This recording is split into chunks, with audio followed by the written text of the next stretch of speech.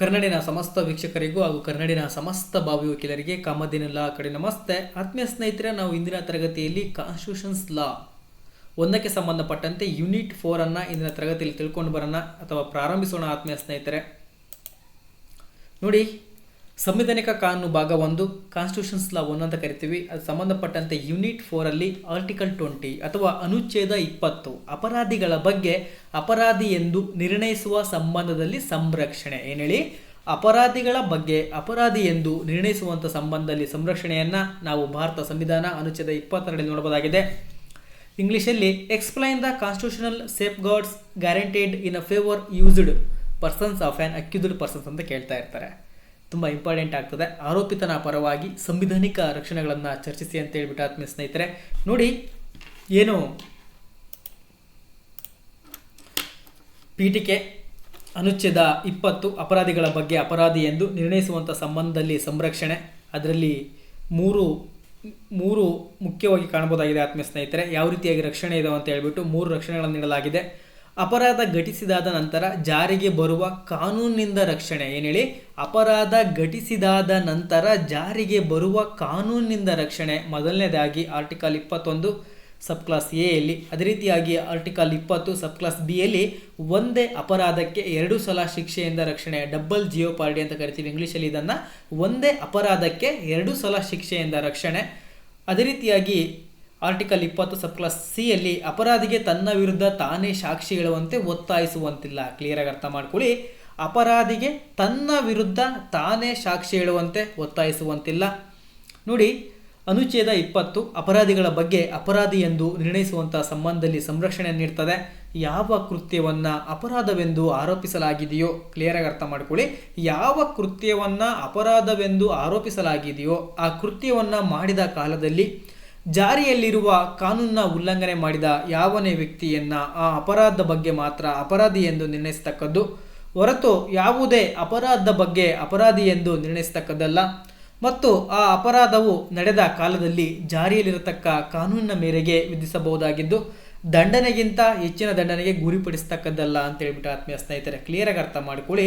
ಯಾವ ಕೃತ್ಯವನ್ನ ಅಪರಾಧವೆಂದು ಆರೋಪಿಸಲಾಗಿದೆಯೋ ಆ ಕೃತ್ಯವನ್ನ ಮಾಡಿದ ಕಾಲದಲ್ಲಿ ಜಾರಿಯಲ್ಲಿರುವ ಕಾನೂನನ್ನ ಉಲ್ಲಂಘನೆ ಮಾಡಿದ ಯಾವನೇ ವ್ಯಕ್ತಿಯನ್ನ ಆ ಅಪರಾಧದ ಬಗ್ಗೆ ಮಾತ್ರ ಅಪರಾಧಿ ಎಂದು ನಿರ್ಣಯಿಸತಕ್ಕದ್ದು, ಹೊರತು ಯಾವುದೇ ಅಪರಾಧದ ಬಗ್ಗೆ ಅಪರಾಧ ಎಂದು ನಿರ್ಣಯಿಸತಕ್ಕದ್ದಲ್ಲ. ಮತ್ತು ಆ ಅಪರಾಧವು ನಡೆದ ಕಾಲದಲ್ಲಿ ಜಾರಿಯಲ್ಲಿರತಕ್ಕಂತಹ ಕಾನೂನಿನ ಮೇರೆಗೆ ವಿಧಿಸಬಹುದಾಗಿದ್ದು ದಂಡನೆಗಿಂತ ಹೆಚ್ಚಿನ ದಂಡನೆಗೆ ಗುರಿಪಡಿಸತಕ್ಕದ್ದಲ್ಲ ಅಂತ ಹೇಳ್ಬಿಟ್ಟು ಆತ್ಮೀಯ ಸ್ನೇಹಿತರೆ ಕ್ಲಿಯರಾಗಿ ಅರ್ಥ ಮಾಡ್ಕೊಳ್ಳಿ.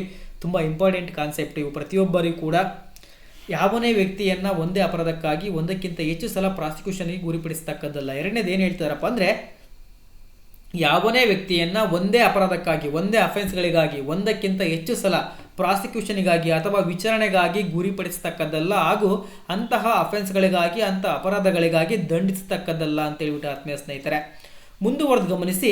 ಯಾವುದೇ ಅಪರಾಧದ ಸಂಬಂಧದಲ್ಲಿ ಆರೋಪಿತನಾಗಿರುವ ಯಾವನೇ ವ್ಯಕ್ತಿಯನ್ನ ತನ್ನ ವಿರುದ್ಧವಾಗಿ ಅವನೇ ಸಾಕ್ಷಿಯಾಗುವಂತೆ ಒತ್ತಾಯಿಸತಕ್ಕದ್ದಲ್ಲ. ಯಾವುದೇ ಒಂದು ಅಪರಾಧದ ಸಂಬಂಧದಲ್ಲಿ ಆರೋಪಿತನಾಗಿರುವ ಯಾವನೇ ವ್ಯಕ್ತಿಯನ್ನ ತನ್ನ ವಿರುದ್ಧವಾಗಿಯೇ ಅವನ ಸಾಕ್ಷಿಯಾಗುವಂತೆ ಅಥವಾ ಸಾಕ್ಷಿಯನ್ನು ಹೇಳುವಂತೆ ಒತ್ತಾಯಿಸುವಂತಿಲ್ಲ ಆತ್ಮೀಯ ಸ್ನೇಹಿತರೆ. ಮುಂದುವರೆದು ಗಮನಿಸಿ. ಭಾರತೀಯ ಸಂವಿಧಾನದ ಅನುಚ್ಛೇದ 20 ಪ್ರಕಾರ ಅಪರಾಧಿಗಳ ಬಗ್ಗೆ ಅಪರಾಧಿ ಎಂದು ನಿರ್ಣಯಿಸುವಂಥ ಸಂಬಂಧದಲ್ಲಿ ಅಂತಹ ಆರೋಪಿಗಳಿಗೆ ಈ ಕೆಳಗಿನ ಸಂರಕ್ಷಣೆಯನ್ನು ಒದಗಿಸುತ್ತದೆ. ಅವುಗಳೆಂದರೆ ಅಪರಾಧ ಘಟಿಸಿದಾದ ನಂತರ ಜಾರಿಗೆ ಬರುವ ಕಾನೂನು ರಕ್ಷಣೆ, ಆರ್ಟಿಕಲ್ 20 ಕ್ಲಾಸ್ 1. ಅದೇ ರೀತಿಯಾಗಿ ಒಂದೇ ಅಪರಾಧಕ್ಕೆ 2 ಸಲ ಶಿಕ್ಷೆಯಿಂದ ರಕ್ಷಣೆ, 20 ಕ್ಲಾಸ್ 2. ಅಪರಾಧಿಗೆ ತನ್ನ ವಿರುದ್ಧ ತಾನೇ ಸಾಕ್ಷಿ ಹೇಳುವುದರಿಂದ ರಕ್ಷಣೆ, 20 ಕ್ಲಾಸ್ 3. ನೋಡಿ, ಅಪರಾಧ ಘಟಿಸಿದಾದ ನಂತರ ಫಸ್ಟ್ ಒನ್ನು ಅಪರಾಧ ಘಟಿಸಿದಾದ ನಂತರ ಜಾರಿಗೆ ಬರುವ ಕಾನೂನಿಂದ ರಕ್ಷಣೆ.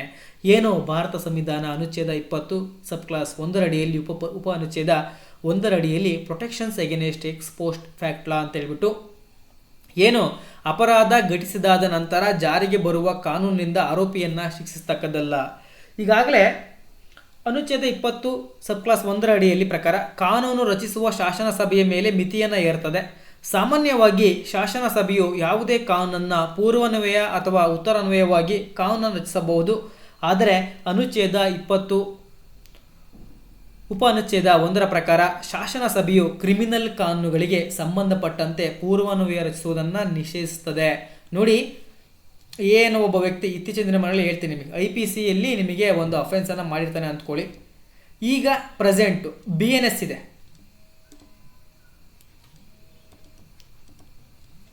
ನೋಡಿ ಆತ್ಮೀಯ ಸ್ನೇಹಿತರೆ, ಇಂದು ಏನು ಜೂನ್ 1, 2024 ಇತ್ತೀಚೆಗೆ ಬರುವಂತಹ ಅಪರಾಧಗಳನ್ನು ನಾವು BNS ಭಾರತೀಯ ನ್ಯಾಯ ಸಮಿತಿ ಅಡಿಯಲ್ಲಿ ದಾಖಲು ಮಾಡಬೇಕಾಗ್ತದೆ. ಆದರೆ ಅದಕ್ಕಿಂತ ಹಿಂದಿರುವಂತಹ ಅಪರಾಧ ನಡೆದಿರೋ ಸಂದರ್ಭದಲ್ಲಿ ಯಾವ ಅಪರಾಧಗಳ ಅಡಿಯಲ್ಲಿ ವಿಚಾರಣೆ ಮಾಡಬೇಕಪ್ಪ ಅಂತಂದರೆ ಅಂತಹ ವ್ಯಕ್ತಿಗಳನ್ನು ನಾವು ಯಾವುದಕ್ಕೆ ಹೋಲಿಸ್ತೀವಿ?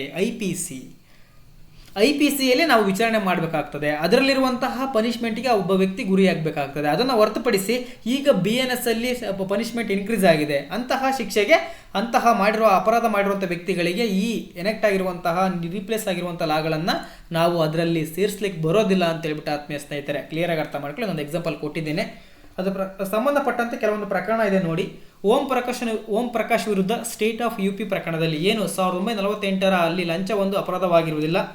ಆದರೆ ಕ್ರಿಮಿನಲ್ ಲಾ ಅಮೆಂಡ್ಮೆಂಟ್ ಆ್ಯಕ್ಟ್ 1952 ಕಲಂ 3 ಪ್ರಕಾರ ಭಾರತೀಯ ದಂಡ ಸಂಹಿತೆ 1860ಕ್ಕೆ 165A ಅನ್ನು ಸೇರಿಸಿ ಲಂಚ ಒಂದು ಅಪರಾಧವೆಂದು ನಿರ್ಧರಿಸಿತು. ನ್ಯಾಯಾಲಯವು 1948 ನಡೆದಂತಹ ಅಪರಾಧದ ಕಲಂ 165A ಅಡಿ ದಂಡನೆಗೆ ಒಳಪಡುವುದಿಲ್ಲ ಎಂದು ಹೇಳಿದೆ. ಕ್ಲಿಯರಾಗಿ ಅರ್ಥ ಮಾಡ್ಕೊಳ್ಳಿ ಆತ್ಮೀಯ ಸ್ನೇಹಿತರೆ. ನಾನು ಹೇಳಿದ್ನಲ್ವಾ, ಅದೇ ಎಕ್ಸಾಂಪಲ್ನ ನಾವು ಓಂ ಪ್ರಕಾಶ್ ವಿರುದ್ಧ ಸ್ಟೇಟ್ ಆಫ್ UP ಪ್ರಕರಣದಲ್ಲಿ ನೋಡ್ಬೋದಾಗಿದೆ. ಇವನ್ನೆಲ್ಲ ಕೂಡ ನೀವು ಬರೀಬೇಕು ಎಕ್ಸಾಮಲ್ಲಿ.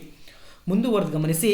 ಅನುಚ್ಛೇದ 20 ಉಪ ಅನುಚ್ಛೇದ 1 ಅಡಿಯಲ್ಲಿ 2ನೇ ಭಾಗದ ಪ್ರಕಾರ ಅಪರಾಧವು ಘಟಿಸಿದ ಕಾಲದಲ್ಲಿ ಜಾರಿಯಲ್ಲಿರುವ ಕಾನೂನಿನ ಅಡಿಯಲ್ಲಿ ವಿಧಿಸಬಹುದಾದ ದಂಡನೆಗಿಂತ ಹೆಚ್ಚಿನ ದಂಡನೆಗೆ ಏನು ಜಾರಿಯಲ್ಲಿರುವಂಥ ಪ್ರಸ್ತುತವಾಗಿ ಚಾಲ್ತಿಯಲ್ಲಿರುವಂತಹ ಕಾನೂನಿನ ಅಡಿಯಲ್ಲಿ ವಿಧಿಸಬಹುದಾದ ದಂಡನೆಗಿಂತ ಹೆಚ್ಚಿನ ದಂಡನೆಗೆ ಆ ವ್ಯಕ್ತಿಯನ್ನು ಗುರಿಪಡಿಸತಕ್ಕದ್ದಲ್ಲ ಎಂದಿದೆ ಹೇಳುತ್ತದೆ.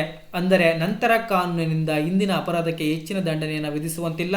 ಅದೇ ರೀತಿಯಾಗಿ 3ನೇದನ್ನು ಗಮನಿಸಿ. ಅಪರಾಧ ಘಟಿಸಿದಾದ ನಂತರ ಜಾರಿಯಾಗುವ ಪ್ರಯೋಜನಕಾರಿ ಏನು ಅಪರಾಧ ಘಟಿಸಿದಾದ ನಂತರ ಜಾರಿಯಾಗುವ ಪ್ರಯೋಜನಕಾರಿ ಅಥವಾ ಲಾಭದ ಕಾನೂನುಗಳ ಆರೋಪಿಗೆ ಅನ್ವಯಿಸ್ತವೆ ಮತ್ತು ಅಂತಹ ಲಾಭವನ್ನು ಪಡೆದುಕೊಳ್ತಾನೆ ಅಂತ ಹೇಳ್ಬಿಟ್ಟು ಆತ್ಮೀಯ ಸ್ನೇಹಿತರೆ. ಅದೇ ರೀತಿಯಾಗಿ D ಅಪರಾಧ ಘಟಿಸಿದಾದ ನಂತರ ಜಾರಿಯಾಗುವ ಪ್ರಕ್ರಿಯೆ ಕಾನೂನುಗಳು ಇಂದಿನ ಅಪರಾಧಗಳ ವಿಚಾರಣೆಗೆ ಅನ್ವಯಿಸ್ತವೆ. ಏನು ಹೇಳ್ತಿದ್ದಾರೆ? ಅಪರಾಧ ಘಟಿಸಿದಾದ ನಂತರ ಜಾರಿಯಾಗುವ ಪ್ರಕ್ರಿಯಾ ಕಾನೂನುಗಳು ಇಂದಿನ ಅಪರಾಧಗಳ ವಿಚಾರಣೆಗೆ ಅನ್ವಯಿಸ್ತವೆ. ಅಪರಾಧ ಘಟಿಸಿದಾದ ನಂತರ ಜಾರಿಯಾಗುವ ಪ್ರಕ್ರಿಯಾ ಕಾನೂನುಗಳು ಅನುಚ್ಛೇದ 21 ಉಲ್ಲಂಘಿಸುವುದಿಲ್ಲ ಅಂತ ಹೇಳ್ಬಿಟ್ಟು ಆತ್ಮೀಯ ಸ್ನೇಹಿತರೆ. ಅದ್ರ ಜೊತೆಗೆ ಅನುಚ್ಛೇದ 21 ಅಡಿಯಲ್ಲಿ ರಕ್ಷಣೆಯು ಸಿವಿಲ್ ಬಾಧ್ಯತೆ ಅಥವಾ ಕಾನೂನುಗಳಿಗೆ ಅನ್ವಯಿಸುವುದಿಲ್ಲ. ಅನುಚ್ಛೇದ 20 ಕ್ಲಾಸ್ 1 ಕೇವಲ ಕ್ರಿಮಿನಲ್ ಕಾನೂನುಗಳಿಗೆ ಮಾತ್ರ ಅನ್ವಯಿಸ್ತದೆ ಅಂತ ಹೇಳ್ಬಿಟ್ಟು ಏನು ಈ ಸಂವಿಧಾನದಲ್ಲಿ ನೀಡಿರುವಂತಹ ಅನುಚ್ಛೇದ 20 ಸಬ್ ಕ್ಲಾಸ್ 1 ಕೇವಲ ಕ್ರಿಮಿನಲ್ ಕಾನೂನುಗಳಿಗೆ ಅನ್ವಯಿಸ್ತದೆ. ಅದರ್ವೈಸ್ ಸಿವಿಲ್ ಕಾನೂನುಗಳಿಗೆ ಇದು ಬಾಧ್ಯತೆಗೆ ಒಳಪಡುವುದಿಲ್ಲ ಅಂತ ಹೇಳ್ಬಿಟ್ಟು ಆತ್ಮೀಯ ಸ್ನೇಹಿತರೆ. ಅದೇ ರೀತಿಯಾಗಿ ಒಂದೇ ಅಪರಾಧಕ್ಕೆ 2 ಸಲ ಶಿಕ್ಷೆಯಿಂದ ರಕ್ಷಣೆ ಪ್ರೊಟೆಕ್ಷನ್ ಎಗೇನೆಸ್ಟ್ ಡಬಲ್ ಜಿಯೋಪಾರ್ಡಿ. ಒಂದೇ ಅಪರಾಧಕ್ಕೆ 2 ಸಲ ಶಿಕ್ಷೆಯಿಂದ ರಕ್ಷಣೆ ನೀಡಬಹುದಾಗಿದೆ ಆತ್ಮೀಯ ಸ್ನೇಹಿತರೆ. ನೋಡಿ ಅರ್ಥ ಮಾಡ್ಕೊಳ್ಳಿ. ಒಂದೇ ಅಪರಾಧಕ್ಕೆ 2 ಸಲ ಶಿಕ್ಷೆಯಿಂದ ರಕ್ಷಣೆ. ಅಂತಹ ಸಂದರ್ಭದಲ್ಲಿ ಒಂದೇ ಅಪರಾಧಕ್ಕೆ ಒಬ್ಬ ವ್ಯಕ್ತಿಯನ್ನು 2 ಸಲ ನಾವು ಶಿಕ್ಷೆ ವಿಧಿಸುವಂತಿಲ್ಲ ಅಂತ ಹೇಳ್ಬಿಟ್ಟು ಕ್ಲಿಯರಾಗಿ ಹೇಳ್ತಿದೆ ನಮ್ಮ ಸಂವಿಧಾನ. ಅನುಚ್ಛೇದ 20 ಸಬ್ ಕ್ಲಾಸ್ 2 ಅಡಿಯಲ್ಲಿ ಪ್ರಕಾರ ಯಾವುದೇ ಒಬ್ಬ ವ್ಯಕ್ತಿಯನ್ನು ಒಂದೇ ಅಪರಾಧಕ್ಕಾಗಿ ಒಂದಕ್ಕಿಂತ ಹೆಚ್ಚು ಸಲ ಪ್ರಾಸಿಕ್ಯೂಷನ್ ವಿಚಾರಣೆಗೆ ಇರಬಹುದು, ಗುರುಪಡಿಸತಕ್ಕದ್ದಲ್ಲ ಎಂದು ಹೇಳ್ತದೆ. ಇದರ ಅರ್ಥ ಯಾವುದೇ ವ್ಯಕ್ತಿಯನ್ನು ಒಂದೇ ಅಪರಾಧಕ್ಕೆ 2 ಸಲ ಶಿಕ್ಷಿಸುವಂತಿಲ್ಲ. ಇಂಗ್ಲೆಂಡಿನ ಕಾಮನ್ ಲಾ ನಿಯಮವಾದ ನೆಮೋ ಡೆಬಿಟ್ ವಿಸ್ ವೆಕ್ಸರಿಯಾ ರನ್ವಯ ಜಾರಿಗೊಳಿಸಲಾಗಿದೆ. ಇದೇ ನಿಯಮವನ್ನು ಅಮೆರಿಕದ ಸಂವಿಧಾನದ 5ನೇ ತಿದ್ದುಪಡಿಯಲು ಸಹ ಹೇಳಲಾಗಿದೆ.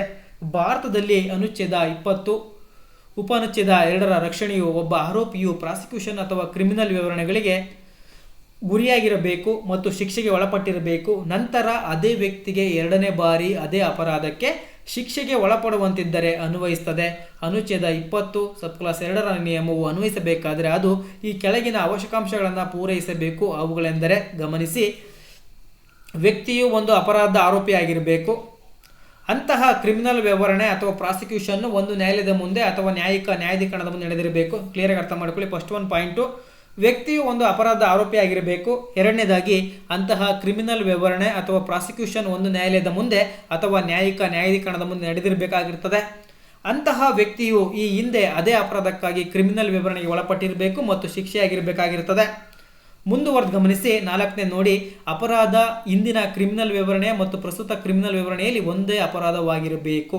ಏನು ಹೇಳ್ತಿದಾರಪ್ಪ ಅಂದರೆ, ಅಪರಾಧವು ಹಿಂದಿನ ಕ್ರಿಮಿನಲ್ ವಿವರಣೆ ಮತ್ತು ಪ್ರಸ್ತುತ ಕ್ರಿಮಿನಲ್ ವಿವರಣೆಯಲ್ಲಿ ಒಂದೇ ಅಪರಾಧವಾಗಿರಬೇಕು ಅಂತ ಹೇಳ್ಬಿಟ್ಟು ಅದಕ್ಕೆ ಅನ್ವಯಿಸಿದ ಆತ್ಮೀಯ ಸ್ನೇಹಿತರೆ. ಅದೇ ರೀತಿಯಾಗಿ ಅಪರಾಧಿಗೆ ತನ್ನ ವಿರುದ್ಧ ತಾನೇ ಸಾಕ್ಷಿ ಹೇಳುವಂತೆ ಒತ್ತಾಯಿಸುವಂತಿಲ್ಲ. ಏನು ಹೇಳ್ತಿದ್ದಾರೆ ಅಂದರೆ, ಅಪರಾಧಿಗೆ ತನ್ನ ವಿರುದ್ಧ ತಾನೇ ಸಾಕ್ಷಿ ಹೇಳುವಂತೆ ಒತ್ತಾಯಿಸುವಂತಿಲ್ಲ. ಪ್ರೊಟೆಕ್ಷನ್ ಎಗೇನೆಸ್ಟ್ ಸೆಲ್ಫ್ ಇನ್ಕ್ರಿಮಿನೇಷನ್ಸ್ ಏನು ಅನುಚ್ಛೇದ ಅಲ್ಲಿ 30 ಅಂತಾಗಿದೆ, 20 ಮಾಡ್ಕೊಳ್ಳಿ ಇದನ್ನು.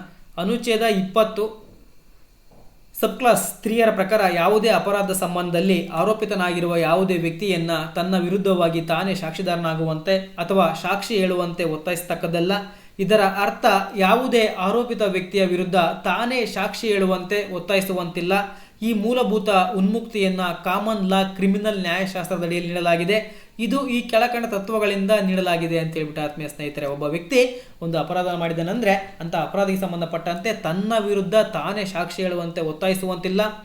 ಅಪರಾಧದ ಆರೋಪವು ಕ್ಲಿಯರಾಗಿ ಅರ್ಥ ಮಾಡ್ಕೊಳ್ಳಿ, ಅಪರಾಧದ ಆರೋಪವು ಸಾಬೀತಾಗುವವರೆಗೂ ಆರೋಪಿಯನ್ನ ಅಪರಾಧ ರಹಿತ ವ್ಯಕ್ತಿ ಎಂದು ಭಾವಿಸಲಾಗಿರುತ್ತದೆ. ಏನು ಒಬ್ಬ ವ್ಯಕ್ತಿಯ ಮೇಲೆ ಒಂದು ಅಪರಾಧ ಮಾಡಿದ ಅಂತ ಹೇಳ್ಬಿಟ್ಟು ಅಲಿಗೇಷನ್ ಮಾಡಲಾಗಿರ್ತದೆ, ಅಂತ ಸಂದರ್ಭದಲ್ಲಿ ನಾವು ಅವನು ಅಪರಾಧಿ ಅಂತ ಹೇಳಿ ನಾವು ನಿರ್ಣಯಿಸೋಂಗಿಲ್ಲ. ಬರೇ ಅಕ್ಯೂಸ್ಡ್ ಅಷ್ಟೇ, ಆರೋಪಿ, ಬಟ್ ಅಪರಾಧಿ ಅಲ್ಲ ಆತ್ಮೀಯ ಸ್ನೇಹಿತರೆ. ಕ್ಲಿಯರಾಗಿ ಅರ್ಥ ಮಾಡ್ಕೊಳ್ಳಿ. ಅಪರಾಧ ಆರೋಪವು ಸಾಬೀತಾಗುವವರೆಗೂ ಆರೋಪಿಯನ್ನು ನಾವು ಅಪರಾಧ ರಹಿತ ವ್ಯಕ್ತಿ ಎಂದು ಭಾವಿಸಬೇಕಾಗಿರ್ತದೆ. ಪ್ರಾಸಿಕ್ಯೂಷನ್ನ ಮೇಲೆ ಅಪರಾಧ ಸಾಬೀತುಪಡಿಸೋಕೆ ಬಾಧ್ಯತೆ ಇರ್ತದೆ. ಯಾರು ಅದನ್ನು ಪ್ರೂವ್ ಮಾಡಬೇಕು? ಒಬ್ಬ ವ್ಯಕ್ತಿ ಅಪರಾಧವನ್ನು ಮಾಡಿದನಂತ ಹೇಳ್ಬಿಟ್ಟು ಯಾರು ಪ್ರೂವ್ ಮಾಡಬೇಕಪ್ಪ ಅಂದರೆ ಪ್ರಾಸಿಕ್ಯೂಷನ್ ಅವ್ರ ಕಡೆ ಮೇಲೆ ಇರ್ತದೆ. ಅಂತಹ ಅಪರಾಧವನ್ನು ಒಬ್ಬ ವ್ಯಕ್ತಿ ಮಾಡಿದನಂತ ಹೇಳ್ಬಿಟ್ಟು ಪ್ರಾಸಿಕ್ಯೂಷನ್ ಅವರು ಸಾಬೀತುಪಡಿಸಬೇಕಾಗ್ತದೆ. ಅದೇ ರೀತಿಯಾಗಿ ಯಾವುದೇ ಆರೋಪಿಯನ್ನ ತಪ್ಪೊಪ್ಪಿಗೆ ನೀಡುವಂತೆ ಅವನ ಇಚ್ಛೆಯ ವಿರುದ್ಧ ಒತ್ತಾಯಿಸತಕ್ಕದ್ದಲ್ಲ. ಯಾವುದೇ ಆರೋಪಿಯನ್ನ ತಪ್ಪೊಪ್ಪಿಗೆ ನೀಡುವಂತೆ ಅವನ ಇಚ್ಛೆಯ ವಿರುದ್ಧ ಒತ್ತಾಯಿಸತಕ್ಕದ್ದಲ್ಲ. ಕ್ಲಿಯರಾಗಿ ಅರ್ಥ ಮಾಡ್ಕೊಳ್ಳಿ. ಒಬ್ಬ ವ್ಯಕ್ತಿಗೆ ಸಂಬಂಧಪಟ್ಟಂತೆ ಒಬ್ಬ ವ್ಯಕ್ತಿ ಒಂದು ಅಪರಾಧ ಮಾಡಿದಾನಂತ ಹೇಳ್ಬಿಟ್ಟು ಯಾವುದೇ ಒಬ್ಬ ವ್ಯಕ್ತಿ ಅಲಿಗೇಷನ್ ಅನ್ನು ಮಾಡಿರ್ತಾನೆ ಅಥವಾ ಅವನ ಮೇಲೆ ಒಂದು ಕಂಪ್ಲೇಂಟ್ ಆಗಿರ್ತದೆ. ಅಂತ ಸಂದರ್ಭದಲ್ಲಿ ನೀನು ಈ ಅಪರಾಧವನ್ನು ಮಾಡಿದ್ದೀಯಾ ಅಂತ ನೀನು ಒಪ್ಕೋ ಅಂತ ಹೇಳ್ಬಿಟ್ಟು ಅವನಿಗೆ ನಾವು ಫೋರ್ಸ್ಫುಲಿ ಒಪ್ಕೊಳ್ಳಿಕ್ಕೆ ಬಲವಂತದಿಂದ ಮಾಡ್ಲಿಕ್ಕೆ ಬರೋದಿಲ್ಲ ಅಂತ ಹೇಳ್ಬಿಟ್ಟು ಆತ್ಮೀಯ ಸ್ನೇಹಿತರೆ. ಅದೇ ರೀತಿಯಾಗಿ ವ್ಯಕ್ತಿಯು ಅಪರಾಧದ ಆರೋಪಿಯಾಗಿರಬೇಕು. ಆ ವ್ಯಕ್ತಿಯನ್ನು ಒತ್ತಾಯಪೂರ್ವಕವಾಗಿ ಸಾಕ್ಷಿ ನೀಡುವಂತೆ ಮಾಡಿರಬೇಕು ಅಥವಾ ಹೇಳಿರಬೇಕು. ಅಂತಹ ಒತ್ತಾಯವು ಅವನ ವಿರುದ್ಧ ಸಾಕ್ಷಿ ಹೇಳುವಂತೆ ಒತ್ತಾಯಿಸಿರಬೇಕು. ಈ ಘಟಕಾಂಶಗಳನ್ನು ಹೊಂದಿದ್ದರೆ ಅಂತಹ ವ್ಯಕ್ತಿಯು ಅನುಚ್ಛೇದ 23ರ ಅಡಿಯಲ್ಲಿ ರಕ್ಷಣೆಯನ್ನು ಪಡೆಯುತ್ತಾನೆ ಅಂತ ಹೇಳ್ಬಿಟ್ಟು ಆತ್ಮೀಯ ಸ್ನೇಹಿತರೆ. ಅದು ಸಂಬಂಧಪಟ್ಟಂತೆ ಒಂದು ಪ್ರಕರಣವನ್ನು ಕೊಟ್ಟಿದ್ದಾರೆ. MP ಶರ್ಮಾ ವಿರುದ್ಧ ಸತೀಶ್ ಚಂದ್ರ. ಏನು ಹೇಳಿ? MP ಶರ್ಮಾ ವಿರುದ್ಧ ಸತೀಶ್ ಚಂದ್ರ ಪ್ರಕರಣದಲ್ಲಿ ಸರ್ವೋಚ್ಚ ನ್ಯಾಯಾಲಯವು ಮ್ಯಾಜಿಸ್ಟ್ರೇಟ್ ರವರಿಂದ ಆಜ್ಞೆಗೊಳಪಟ್ಟ ವಿಚಾರಣೆ ನಡೆಸಿದ ಮತ್ತು ಪೊಲೀಸರು ಪ್ರಥಮ ಮಾಹಿತಿ ವರದಿಯ ಆಧಾರದ ಮೇಲೆ ಆರೋಪಿಯು ಸಹ ಅನುಚ್ಛೇದ 20 ಸಬ್ಕ್ಲಾಸ್ 3ರ ಅಡಿಯ ಅಪರಾಧ ಆರೋಪಿ ಎಂದು ನಿರ್ಧರಿಸಲ್ಪಡಲಾಗುತ್ತದೆ ಮತ್ತು ಅಂತಹ ರಕ್ಷಣೆಯನ್ನು ಪಡೆಯುತ್ತಾನೆ ಎಂದಿದೆ ಆತ್ಮೀಯ ಸ್ನೇಹಿತರೆ. ಇಂದಿನ ತರಗತಿಯಲ್ಲಿ ನಾವು ಅನುಚ್ಛೇದ 20 ಮತ್ತು ಅನುಚ್ಛೇದ 21 ಅನುಚ್ಛೇದ 20 ಸಬ್ಕ್ಲಾಸ್ 1 ಸಬ್ಕ್ಲಾಸ್ 2 ಸಬ್ಕ್ಲಾಸ್ 3 ಸಂಪೂರ್ಣವಾಗಿ ನಿಮ್ಮೆಲ್ಲರೂ ಕೂಡ ತಿಳಿಸಿಕೊಟ್ಟಿದ್ದೇನೆ. ಎಲ್ಲರಿಗೂ ಕೂಡ ಅರ್ಥ ಆಗಿದೆ ಅಂತ ನಾನು ಭಾವಿಸ್ತೇನೆ. ಎಲ್ಲರಿಗೂ ಕೂಡ ಧನ್ಯವಾದಗಳು.